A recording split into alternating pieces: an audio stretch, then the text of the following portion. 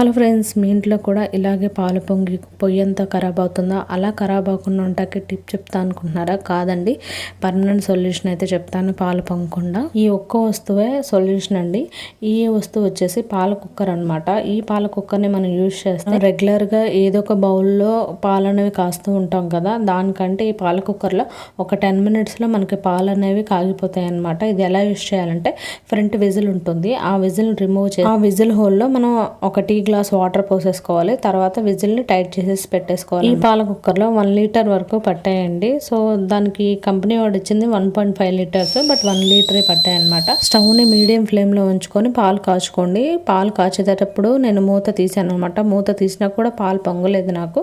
So పాలు బాగా మరిగిన తర్వాత స్టవ్ ఆఫ్ చేసేసుకొని వేరే గిన్నెలో తీసుకుంటే పాల మీగడ అనేది తిక్కుగా వస్తుంది. ఈ పాల కుక్కర్ని నేను బయట తీసుకున్నాను, ఆన్లైన్లో కూడా ఉంటుంది. ఇలాంటిది ఒకటి ఉంటే మనకి పాలు పొంగే సమస్య ఉండదు అనమాట.